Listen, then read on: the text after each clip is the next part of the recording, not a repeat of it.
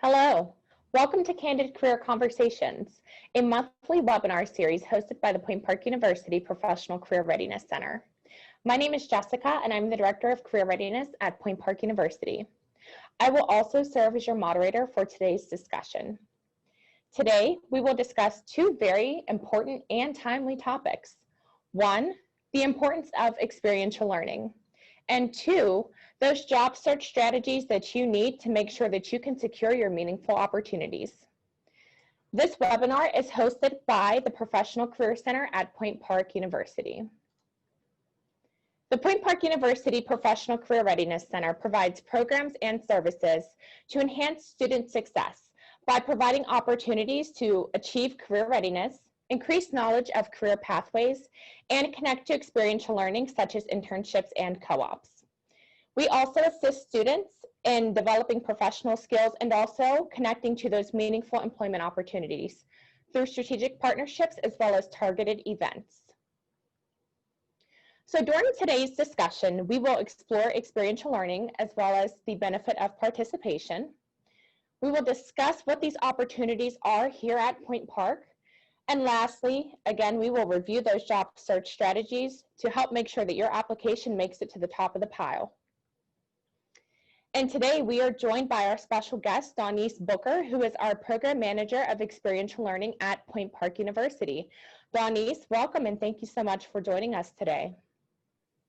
Thank you. It's wonderful to be here virtually. So before we dive into things, tell us a little bit about yourself and your role here at Point Park.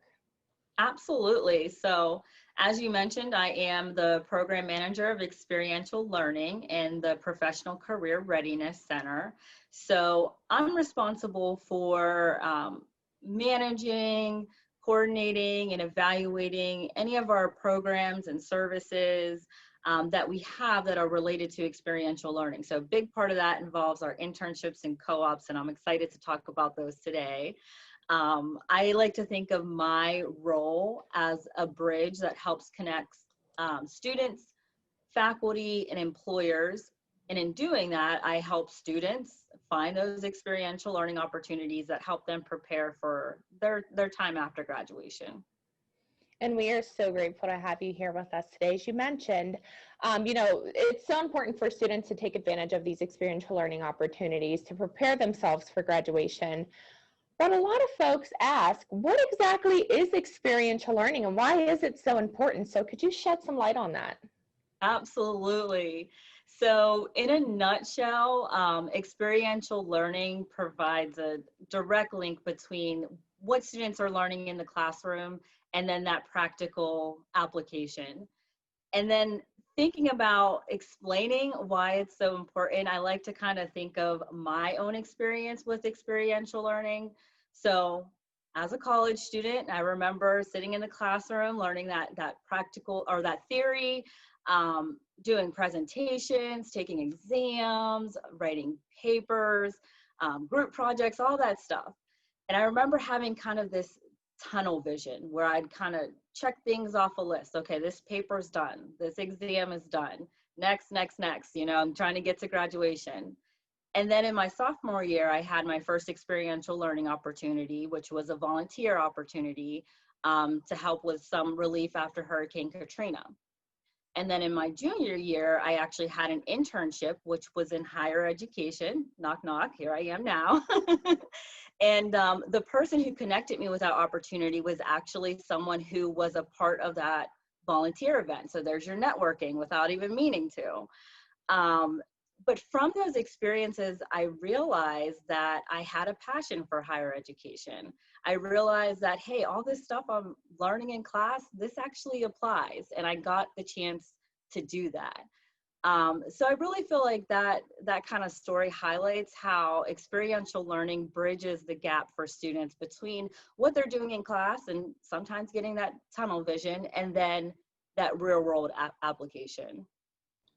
And very similar to your story, I also, when I was in undergrad, I would pull out my planner and I would write all of my, dates of my tests and my homework assignments and everything that I needed to do that semester. But it's so easy to lived deadline to deadline. And I actually also, through a random connection I met at an event, I met an alum of my institution and just started having conversations with her about the industry that I wanted to get into, and what did that look like as an alum of the institution going into that industry. And she called me one day during my junior year and said, "Hey, do you want to come work for me?" And I said, "Sure, what would I do?" And she said, "I'm not sure yet, but I know I need help on my team." And I said, "Well, will I get paid?" Because of course, that's an important question, right? You want to know if you're going to get some money in your pockets. And she said, "Yes." And I said, "Yes, when do I start?" Right? And so to your point, it's so very easy to get lost in the details and the assignments, the tests, the student organizations, and all of those things are so very important. But opening your eyes to think, well, what happens after all of this is over, and what can I do now to align myself to be best prepared for that, is so very important. And there's so many opportunities around us that, really allow us to connect with these opportunities while we're in school. It's amazing how many folks I talk to that have those similar stories to you and I, that had someone reach their hand out and say, "Hey, I'm willing to help you jumpstart your career." And so Point Park students, they're probably tired of us in the Career Center telling them, jumpstart your careers while you're in school. They see it on the marketing pieces. They see it on the side of the buildings by, Pioneer Park. They hear about internship and co-op so much. Tell us a bit about some of these experiential learning programs that are here at Point Park, and which ones, are most slated to help students really achieve finding that hands-on experience, getting some money, and also, working toward the completion of their degree.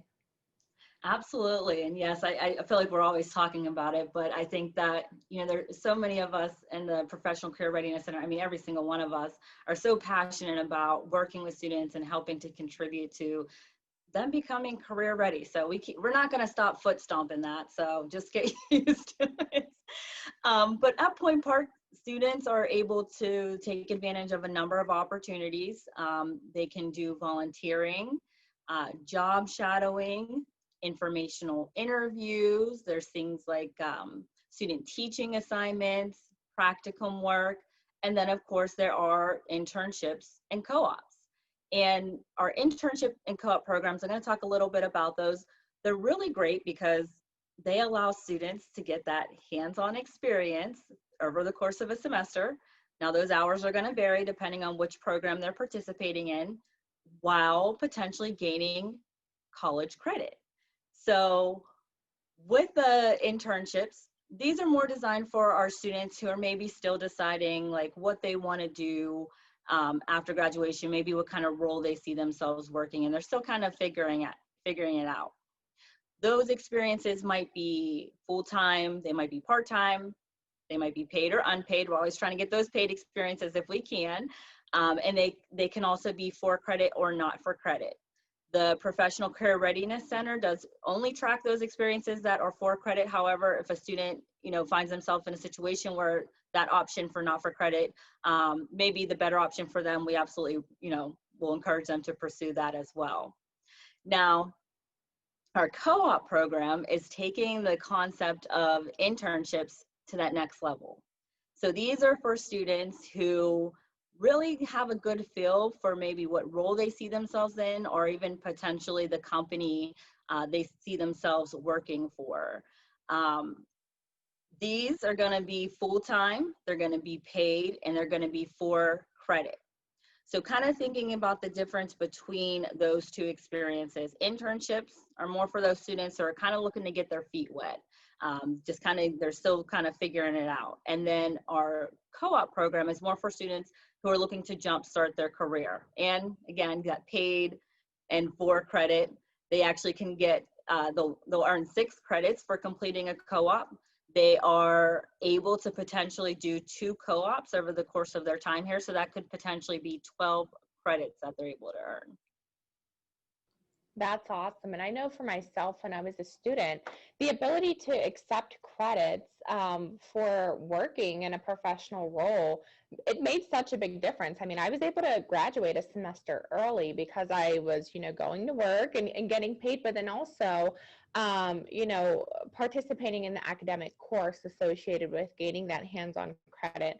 And I know it can be a game changer, especially for those students who maybe they need to, spend some more time out in industry working, getting money to pay bills at home.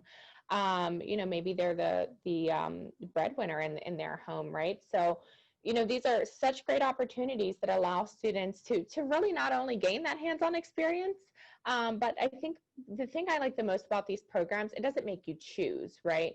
There are a lot of places that I've seen that have similar programs that they're wonderful. You get that hands-on experience, but sometimes you have to choose. You have to pause your education experience. So I'm delaying my graduation to participate, and I love that Point Park doesn't make you choose, right? You can have the best of all worlds. And I've even heard students refer to these programs as a triple threat, or even, co-op as internship on steroids. And it's so funny to hear that, whenever students participate in these programs, they really see the value of it as well once they complete it and realize, oh my gosh, I really got to take advantage of everything all at once. Yes, absolutely. So, if we have students who are unsure about where they want to go for an internship or co-op, maybe they are just beginning to identify the industry they want to get into, and they're not sure about what companies have opportunities that are even relevant to internships and co-ops. What tips do you have that to really help them find these opportunities? So students have a lot of resources at Point Park. First of all, let me say that you're not alone. But not only just Point Park, but just in general. But I do want to highlight Handshake. So Handshake is a job and internship search platform. Students are able to use it to search for those internships and job opportunities. It also allows them to connect with potential employers, connect with students who are maybe in a similar interest area, and also alumni.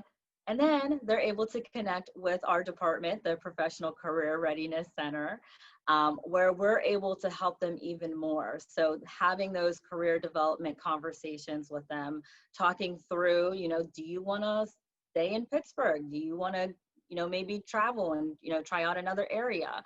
So having those conversations with students. Additionally, students also can use LinkedIn. LinkedIn is not only a great way to look for those opportunities, but to connect with professionals in the field. They can look at, maybe someone who works at company XYZ. What does their background look like? Maybe they'd be interested in having an informational interview with you. So these are the kind of things that students can do.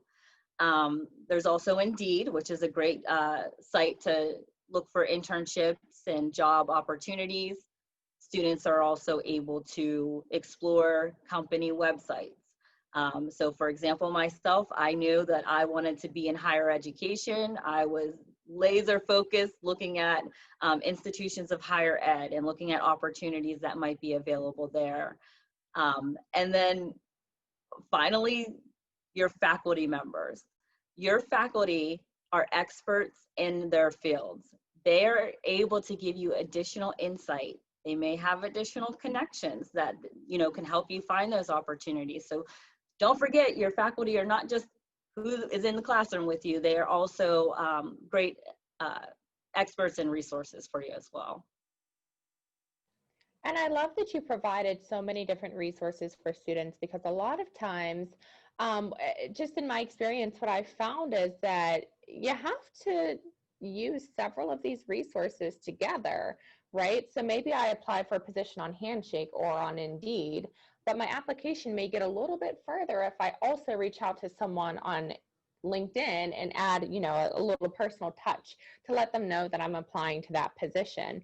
Anything that students can do to get their application to the top of that pile really makes a difference.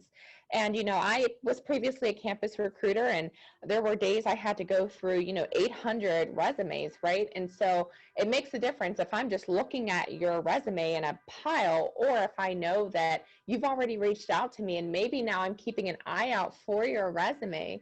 If I'm keeping an eye out because you've reached out to me, you're so much more likely to end up in the pile of folks who are going to proceed a little bit further through that interview process. So all of those great tools that you mentioned are definitely very useful for students, and one of the things that I'd say are really underutilized, as you mentioned, faculty as well as the Career Center. Oftentimes students feel like they have to do it all on their own, right? And you don't, use the people that have been there before, use the people who, who can help you, the people who have established connections. And that's really what we're here for. And that's what we enjoy doing.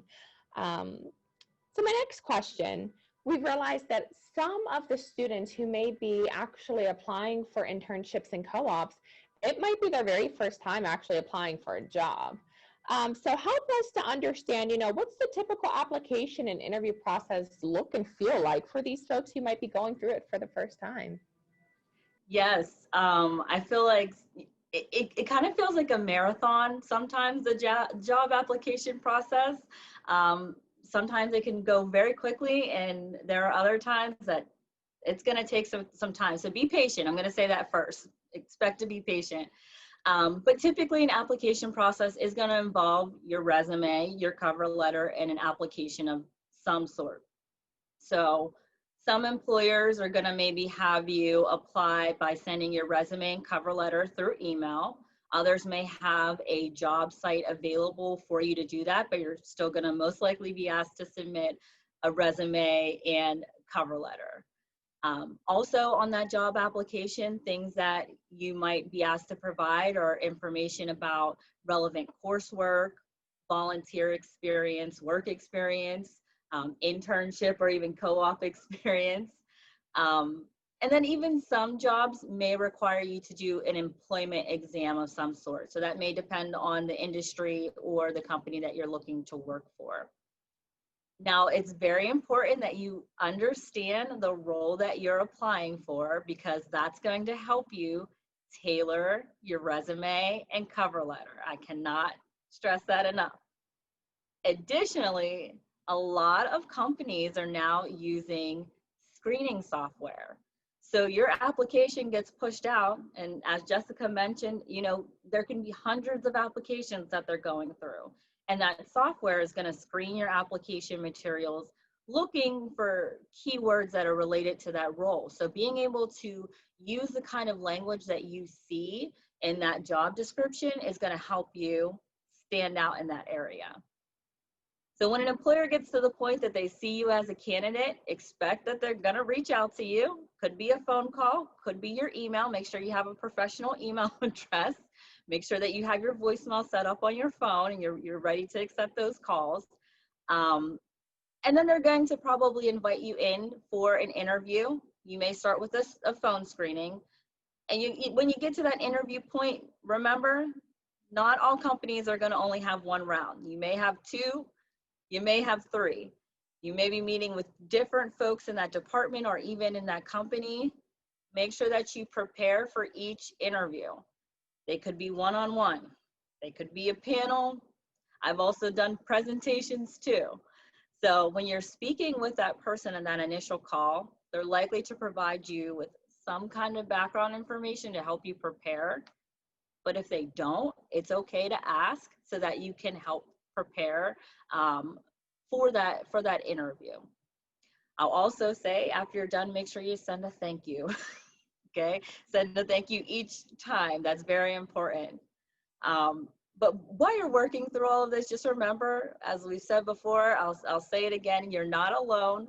Reach out to the Career Center. We are here to help you tailor your resume, help you figure out, what am I gonna wear?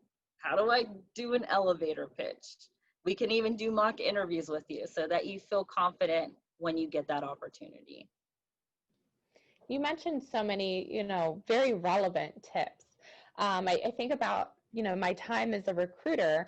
I had folks, their resumes looked awesome, but maybe their email was like sunshinebabygirl95@gmail.com. No, I'm not going to email you, sunshine.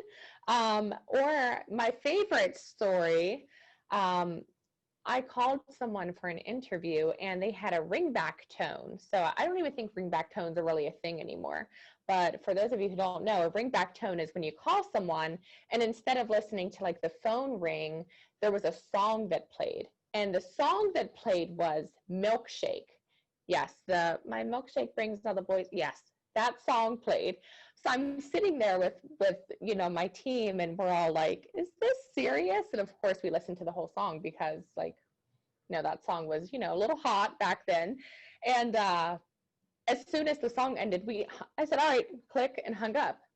If your ringback tone is Milkshake, I'm not going to leave you a voicemail for you to come in and do an interview.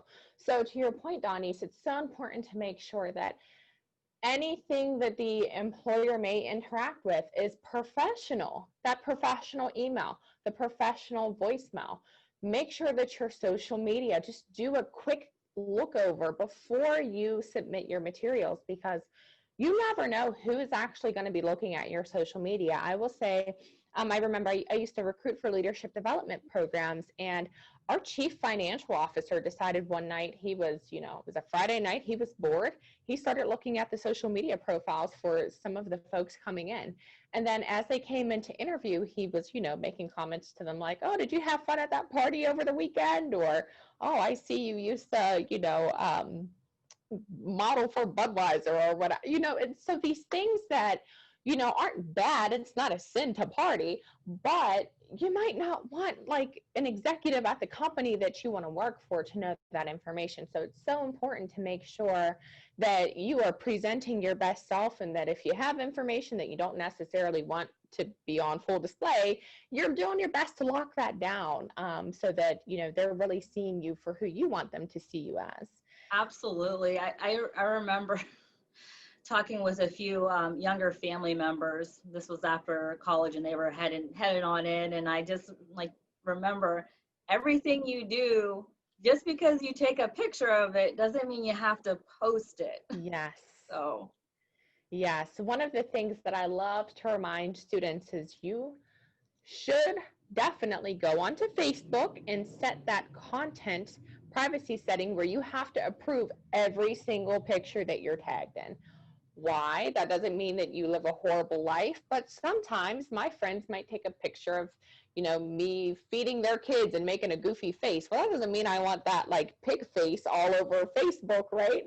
So again, you want to just make sure that you know what's out there, and you want to make sure that you're presenting your best self. And to, the last thing I want to mention, to your point, tailor those materials. It can make or break your ability to get a job. I can't tell you how many times I read through someone's awesome resume and I click on their cover letter and it references a different company. They forgot to like update the company name, and as bad as I want to call that person in, it tells me that you're not paying attention to the details of very important documents that you're submitting, and that's what I should expect if you are coming to work with me. So again, it's so important to tailor those materials. It does take time. A lot of people say finding a job is a full-time job, but it's something that you can't allow yourself to be discouraged, and you have to be so organized in your job search as well. Make sure that you're collecting those job descriptions. Make sure you have all of your appropriate resumes and cover letters. Keep track of the jobs that you are applying to as well. I think that's one of the biggest tips that I learned along the way.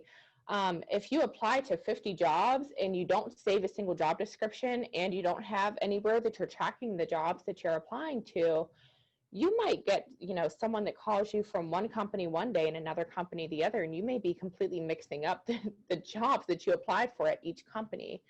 So again, as Dawnese had mentioned, you have to make sure that you are being strategic when you're approaching your job search, and you don't have to do it alone. We have experts here that are here to help you out through that entire process.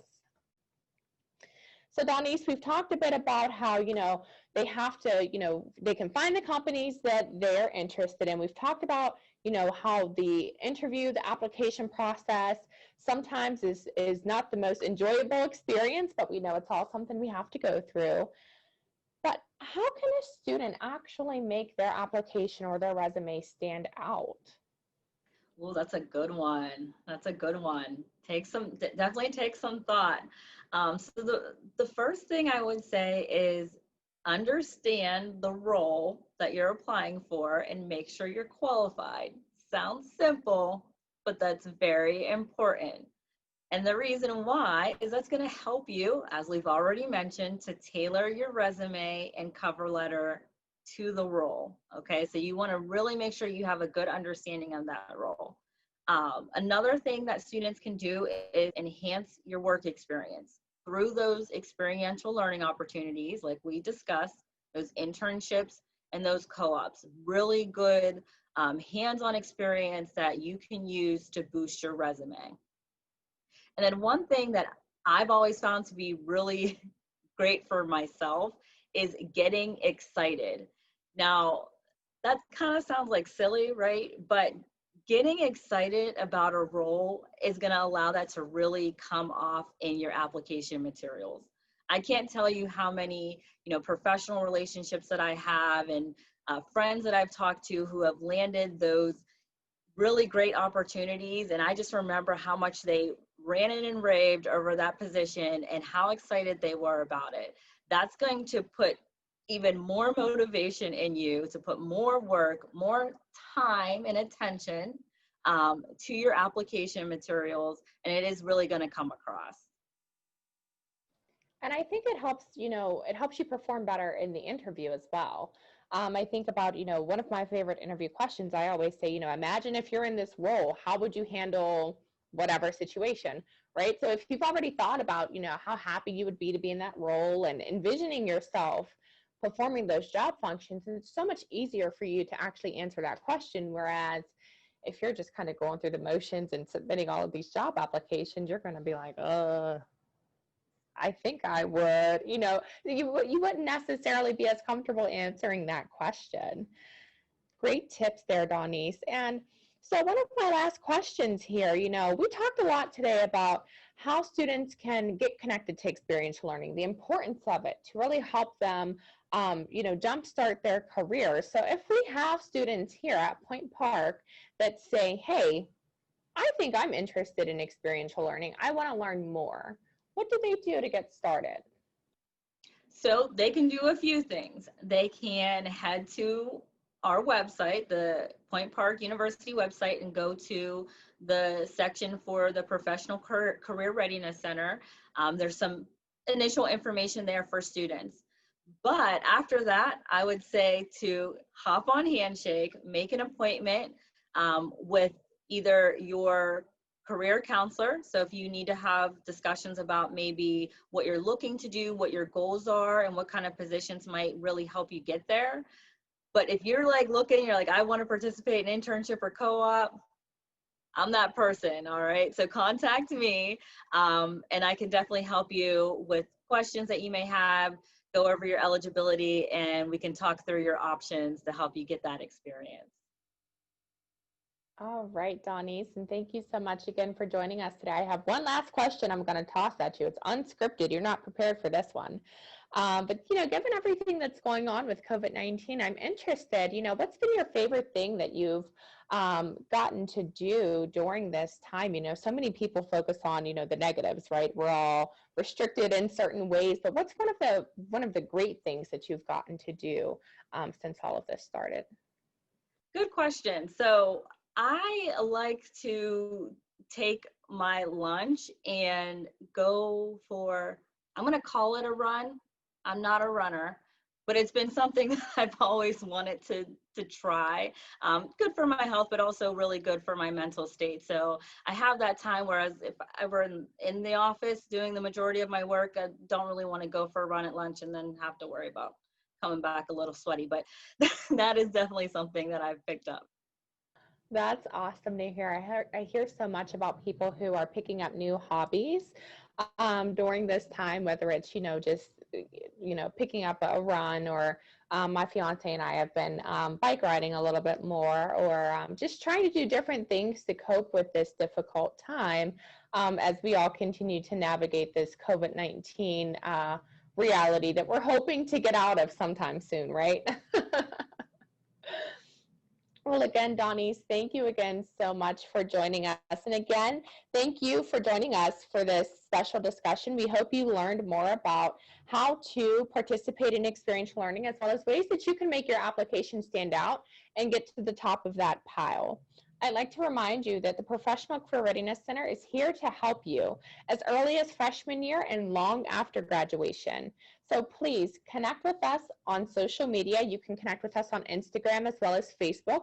I've been asked to remind folks that we will not follow you back, okay? So we're not asking you to connect with us so that we can cyber stalk you. We want you to connect with us so that you can get all of our important announcements and we can connect you with employers. So again, follow us on social media at PPU Careers. You can follow us on YouTube. We have some pretty great tutorials out there for you to watch, and connect with us on LinkedIn as well. And again, thank you so much for attending Candid Career Conversations. We hope to see you at our next webinar in October. And again, please keep an eye out for more event information. Thank you so much.